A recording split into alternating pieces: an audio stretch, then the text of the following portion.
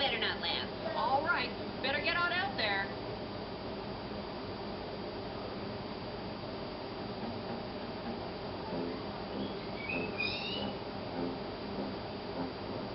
If you like to talk to tomatoes, if a squash can make you smile, if you like to waltz with potatoes, up and down the produce aisle, then we got a show for you.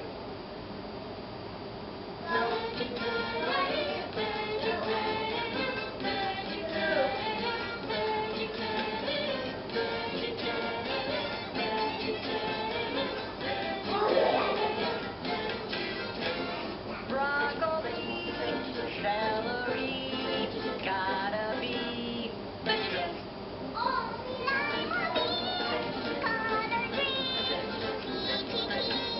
Vegetables. Cauliflower, sweet and sour, half an hour. Vegetables. There's never a show like vegetables. There's never a show like vegetables. It's time for VeggieTales.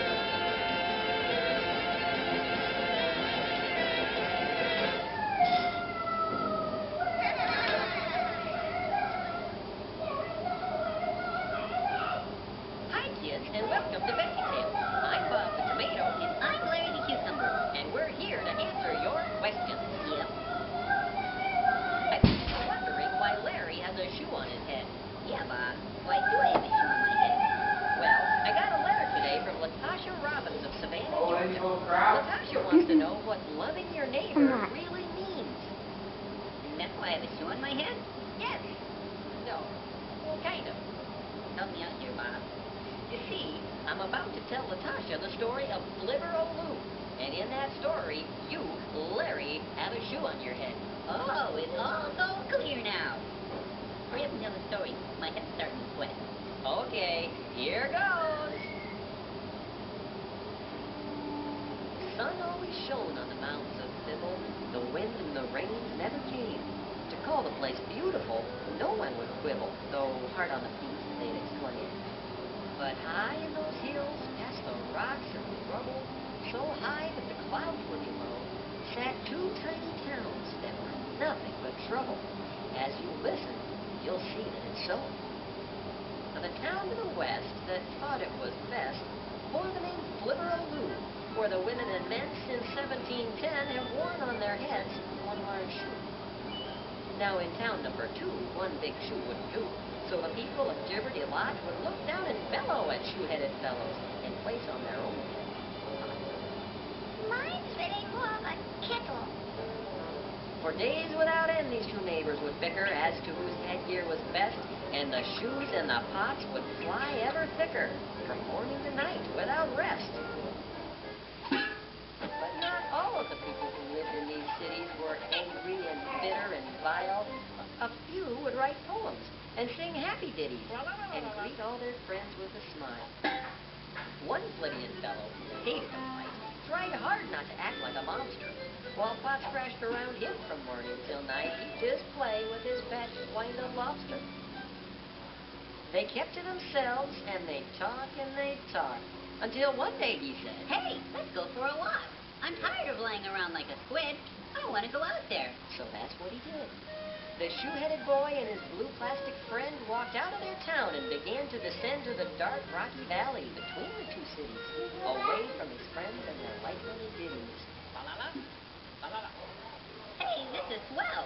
Gosh, this is fun. It's great that my lobster can get out and run. But neither the toy nor the boy with the shoe could see the disaster about to ensue. For up in the rocks, hidden just out of sight, were 6 beady eyes filled with anger and spite. 6 beady eyes watched our hero meander, 2 shifty crooks and their ruthless commander. Oh, look what Unfortunate, the nasty one said. Here comes the poor fool with a shoe on his head. I bet he's got money. I bet he's got gold, or maybe some jewelry he'd like us to hold. Whatever the booty, I think I could stand it. Why, that's what I live for. That's why I'm a bandit. And then they attacked him from under their rock. First they knocked off his shoe, the and they knocked off his sock. But the thing they did next was extremely unfunny. Why, they shook him so hard that he dropped his milk money. Hey! He protested. I don't like your ilk. How will I go strong if I don't drink my milk? But they didn't care. They'd accomplished their goal. So they put our friend down, stuck his head in a hole, and walked off with his money, every last nickel. Then yelled back as they left. See you around, silly pickle. I'm a cucumber. Then he said with a moan, Well, I guess I'm alone. but this was a loneliness he'd never known. His friends were far off and his lobster was missing. The sound he could hear was just the wind hissing. Hello? Hello? Things looked pretty grim for our Flibian buddy. His head in a hole, his shoe bent and muddy. But then, were those footsteps? Oh, there you are, Or buddy. could it be true? Along came the Are you mayor of watching VeggieTales? Flibber-o-loo. Yeah, I'm Anyone, watching surely VeggieTales. he'd help the poor soul, Hello? said the boy with his head in a hole. I seem to have fallen. I seem to be stuck. But now that you're here, well, I guess I'm in luck.